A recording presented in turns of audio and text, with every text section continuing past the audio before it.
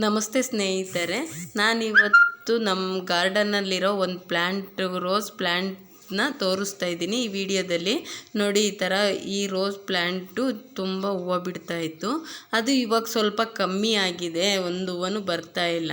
ಅದನ್ನು ಸ್ವಲ್ಪ ಗಿಡನ ಕಟ್ ಮಾಡೋಣ ಅಂತ ಇವತ್ತು ನನ್ನ ಗಾರ್ಡನ್ನಲ್ಲಿ ಆ ಕೆಲಸನ ಮುಗಿಸೋಣ ಅಂತ ಬಂದಿದ್ದೀನಿ. ಅದನ್ನೆಲ್ಲ ಕಟ್ ಮಾಡಿ ಇವತ್ತು ಕ್ಲೀನ್ ಮಾಡೋದೇ ನನ್ನ ಕೆಲಸ.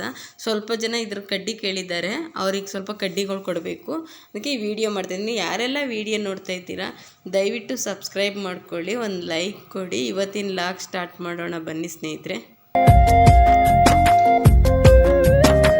ನೋಡಿ ಇವಾಗ ಯಾವ ಥರ ಬೆಳೆದಿದೆ ಈ ಗಿಡ ಅಂತ. ಆದರೆ ಒಂದು ಹೂವನೂ ಇಲ್ಲ, ತುಂಬ ಜಾಸ್ತಿನೇ ಬೆಳೆದು ಪೊದೆ ಥರ ಬೆಳೆದು ನಿಂತಿದೆ. ಇವಾಗ ಹೂವು ಎಲ್ಲ ಕಮ್ಮಿ ಆಗಿದೆ. ಈ ಬೇಸಿಗೆ ಎಲ್ಲ ಸ್ವಲ್ಪ ಸಮ್ಮರ್ ಸೀಸನ್ನಲ್ಲೂ ಹೂವು ಬರುತ್ತೆ ಇದು, ಯಾಕೆಂದರೆ ಇವಾಗೆಲ್ಲ ಚಿಗುರೊಡೋದು ಮತ್ತು ಸ್ಟಾರ್ಟಿಂಗಿಂದ ಹೂವು ಬರಬೇಕು.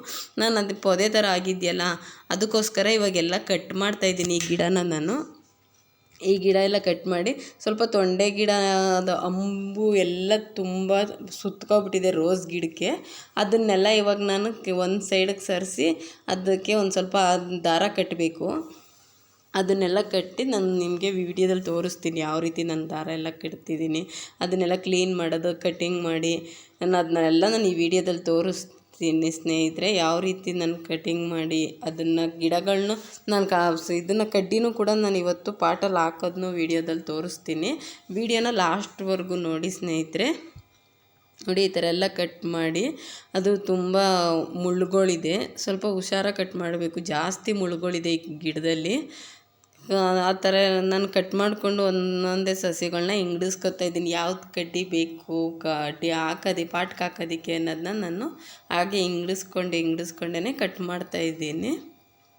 ಸ್ವಲ್ಪ ತೊಂಡೆ ಗಿಡಗಳು ಇದ್ದಾವೆ, ಅವಕ್ಕೂ ಅದನ್ನೂ ಸ್ವಲ್ಪ ಹಿಂಗಡಿಸ್ಕೋಬೇಕು ನಾನು ಸೈಡ್ಗೆ. ಒಂದು ಸ್ವಲ್ಪನೂ ಇದು ಬಿಡ್ದಾಗ ಅದು ಕಟ್ಟಾಗ್ದಂಗೆ, ಯಾಕೆಂದರೆ ಮತ್ತೆ ಅದೆಲ್ಲ ಕಟ್ ಮಾಡಿದ್ರೆ ತುಂಬ ಕಾಯಿಗಳು ಎಲ್ಲ ಹೂವು ಕಾಯೆಲ್ಲ ಆಗಿದೆ, ಅದು ಮತ್ತೆ ಎಲ್ಲ ವೇಸ್ಟ್ ಆಗುತ್ತಲ್ಲ ಅನ್ನೋ ಕಾರಣಕ್ಕೆ ನಾನು ಆ ಗಿಡನ ಕಿತ್ತಾಕ್ತೀನಿ. ಒಂದೊಂದೇ ಅಂಬ ಬಿಡಿಸ್ಕೊಂಡು ಸೈಡಲ್ಲಿ ಇಟ್ಕೊಳ್ತಾಯಿದ್ದೀನಿ. ಅದಕ್ಕೊಂದು ದಾರ ಕಟ್ತೀನಿ ನಾನು. ಇವಾಗ ಈ ರೋಸ್ ಗಿಡನೆಲ್ಲ ಕಟ್ ಮಾಡಿ ನೀಟಾಗಿ ಅದಕ್ಕೆ ನಾನು ಪಾಟ್ಗಳು ರೆಡಿ ಮಾಡ್ಕೋಬೇಕು. ನೋಡಿ, ಈ ರೀತಿ ಎಲ್ಲ ಸುತ್ತಕೊಂಡು ಕಟ್ ಮಾಡೋದಕ್ಕೆ ತುಂಬ ಹಿಂಸೆ ಆಗ್ತಾಯಿದೆ. ಯಾಕಂದರೆ ಎಲ್ಲ ಸಂದಿಲೆಲ್ಲ ಹೊರಟೋಗ್ಬಿಟ್ಟಿದೆ ಅದು ಅಂಬು. ಅದನ್ನು ಹಿಂಗಡಿಸಿ ನಾನು ಅದನ್ನು ಕಟ್ ಮಾಡ್ತಾಯಿದ್ದೀನಿ ರೋಸ್ ಪ್ಲ್ಯಾಂಟ್ನ. ತುಂಬ ಜನ ಕಮೆಂಟಲ್ಲಿ ಕೇಳಿದ್ದಾರೆ, ಈ ಥರ ಕಡ್ಡಿನ ನನಗೆ ಕೊಡ್ತೀರಾ ನೀವು ಅಂತ. ಇದನ್ನು ನಾನು ಯಾವುದೇ ರೀತಿ ಮಾರ್ಕೆಟಿಂಗ್ ನಾನು ಮಾಡ್ತಾಯಿಲ್ಲ, ನನಗೆ ಅದ್ರ ಬಗ್ಗೆ ಐಡಿಯಾನೂ ಇಲ್ಲ. ಇದನ್ನೇನು ಮಾಡ್ತೀನಿ ಅಂದರೆ ನನಗೆ ಅಕ್ಕಪಕ್ಕದಲ್ಲಿ ಕೇಳಿರೋರಿಗೆ ಮಾತ್ರ ನಾನು ಈ ಕಡ್ಡಿನ ಕೊಡ್ತೀನಿ. ಯಾರಾದರೂ ರಿಲೇಟಿವ್ಸ್ ಯಾರಾದರೂ ಕೇಳಿದರೆ ನಾನು ಅದನ್ನು ಪಾಟಲ್ಲಿ ಹಾಕಿರ್ತೀನಿ, ಅವ್ರು ಬಂದಾಗ ತೊಗೊಂಡೋಗ್ತಾರೆ. ಒಂದು ಸ್ವಲ್ಪ ಜನ ಕೇಳಿದ್ದಾರೆ ಅಷ್ಟೇ, ನನಗೆ ಬೇರೆ ಮಾರ್ಕೆಟಿಂಗ್ ಗೊತ್ತಿಲ್ಲ. ನಾನು ಇದನ್ನೆಲ್ಲೂ ಯಾರಿಗೂ ಸೇಲ್ ಮಾಡ್ತಿಲ್ಲ. ಕಟ್ ಮಾಡಿರೋ ಕಡ್ಡಿಗಳು ಮಾತ್ರ ಅಕ್ಕಪಕ್ಕದಲ್ಲಿರೋರಿಗೆ ಮಾತ್ರ ನಾನು ಕೊಡ್ತಾಯಿದ್ದೀನಿ ಅಷ್ಟೇ. ಈ ಥರ ಇದೊಂದು ರೋಸ್ ಗಿಡನ ನೀವೆಲ್ಲಾದರೂ ನರ್ಸರಿಗಳಲ್ಲಿ ಸಿಕ್ಕಿದ್ರೆ ದಯವಿಟ್ಟು ಈ ಥರ ಗಿಡ ಒಂದೇ ಒಂದು ತೊಗೊಂಡೋಗಿ ಹಾಕ್ಕೊಳ್ಳಿ. ಜಾಸ್ತಿ ಹೂವು ಬಿಡುತ್ತೆ ಇದು. ನಮ್ಮ ಮನೆ ಫೋಟೋಗಳಿಗೆಲ್ಲ ಆಗಿ ಇನ್ನೂ ಮಿಕ್ಕುತ್ತೆ ಆ ಥರ ಹೂವನ್ನ ಇದೊಂದೇ ಒಂದು ಗಿಡ ಬಿಡುತ್ತೆ. ನಾವೇನು ಇದಕ್ಕೆ ಅಂತ ಜಾಸ್ತಿ ಏನು ಗೊಬ್ಬರ ಏನು ಹಾಕಿಲ್ಲ. ನಾವು ರಾಸಾಯನಿಕ ಗೊಬ್ಬರ ಯಾವುದು ಯೂಸ್ ಮಾಡ್ತಿಲ್ಲ. ನಾವು ಮಾಮೂಲಿ ಮಣ್ಣಲ್ಲಿ ಹಾಕಿರೋದ್ರಿಂದ ಗಿಡ ತುಂಬ ಚೆನ್ನಾಗಿ ಬೆಳೆದಿದೆ. ಅದನ್ನು ಇವಾಗ ನಾನು ತೋರಿಸ್ತಾ ಇದ್ದೀನಿ. ನೋಡಿ, ನಾನೇನು ಆ ಬುಡದಲ್ಲಿ ಏನೂ ನಾನು ಹಾಕಿಲ್ಲ, ಎಲ್ಲ ಅದ್ರ ಎಲೆಗಳು ಉದುರಿ ನಿಂತಿರೋದಷ್ಟೇ. ನೀರೊಂದು ಹಾಕ್ತೀನಿ. ಈ ತೊಂಡೆ ಗಿಡ ಬೇರೆ ಅದು ಮಧ್ಯದಲ್ಲಿ ಒಬ್ಬಿರೋದ್ರಿಂದ ಸ್ವಲ್ಪ ಹಿಂಸೆ ಆಗ್ತಾಯಿದೆ ಕಟ್ಟೋದಕ್ಕೆ. ನೋಡಿ, ನಾನು ಇದನ್ನೆಲ್ಲ ಇವಾಗ ಒಂದು ಸೈಡ್ ಸರಿಸಿ ಅದನ್ನು ಇವಾಗ ಕಟ್ ಮಾಡಿದ್ದೀನಲ್ಲ ನೀಟಾಗಿ, ಅದೇ ಥರ ಇವಾಗ ಇದನ್ನೂ ತೊಂಡೆ ಗಿಡನೂ ಅದನ್ನೊಂದು ಸ್ವಲ್ಪನೂ ನಾನು ಕಿತ್ತಾಕಿಲ್ಲ. ಎಲ್ಲ ನೋಡಿ, ಈ ಥರ ಗೊಂಚಲು ಕಾಯಿ ಬಿಟ್ಟಿದೆ. ಅದನ್ನು ನಾನು ಇವಾಗ ದಾರ ಕಟ್ಟಿ ಅಲ್ಲಿ ಒಂದು ಸೈಡಲ್ಲಿ ಬಿಟ್ಟಿದ್ದೀನಿ. ನೋಡಿ, ಅದನ್ನೆಲ್ಲ ಒಂದು ಸೈಡಲ್ಲಿದೆ. ನೋಡಿ ಎಷ್ಟು ಚೆನ್ನಾಗಿ ಕಾಯಿಗಳಂತೂ ಎಲೆಗೊಂದೊಂದು ಕಾಯಿ ಥರ ಕಚ್ಚಿದೆ. ಅದನ್ನು ನಾನು ಕಿತ್ತಾಕೋಕ್ಕೆ ಮನಸ್ಸಾಗಲಿಲ್ಲ, ಅದಕ್ಕೋಸ್ಕರ ನಾನು ಅದನ್ನು ಹಾಗೆ ಬಿಟ್ಕೊಂಡೆ. ಈ ಗಿಡ ಒಂದು ಕಟ್ ಮಾಡಿದ್ದೀನಿ. ನೋಡಿ ಸ್ನೇಹಿತರೆ, ಇಷ್ಟು ಗಲೀಜೆಲ್ಲ ಇತ್ತು. ಇವಾಗ ಇದನ್ನೆಲ್ಲ ಒಂದು ಸೈಡ್ಗೆ ಹಾಕಿ ನನಗೆ ಯಾವ ರೀತಿ ಕಡ್ಡಿಗಳು ಬೇಕೋ ಅದನ್ನು ಮಾತ್ರ ನಾನು ತೊಗೊಳ್ತಾ ಇದ್ದೀನಿ. ಈ ಕಡ್ಡಿಗಳನ್ನ ನಾನು ಹಿಂಗಡಿಸ್ಕೊತೀನಿ. ತುಂಬ ಬಲ್ತಿರೋ ಕಡ್ಡಿಗಳೇನು ಹಾಕ್ತಾಯಿಲ್ಲ ನಾನು, ಎಳೆ ಕಡ್ಡಿಗಳೇ ಅವೇ ತುಂಬ ಚೆನ್ನಾಗಿ ಬೆಳಿತವೆ ನೋಡಿ. ನಾನು ಇಷ್ಟು ಕಡ್ಡಿಗಳನ್ನ ತೊಗೊಂಡಿದ್ದೀನಿ ಪಾಟಲ್ಲಿ ಹಾಕೋಣ ಅಂತ ಅಂದ್ಬಿಟ್ಟು. ನಾನು ಇದಕ್ಕೆ ಪಾಟೇನು ಯೂಸ್ ಮಾಡ್ತಿಲ್ಲ, ಅದರ ಕವರ್ಗಳಲ್ಲಿ ಮಣ್ಣು ತುಂಬಿಟ್ಕೊಂಡಿದ್ದೀನಿ ನಾನು.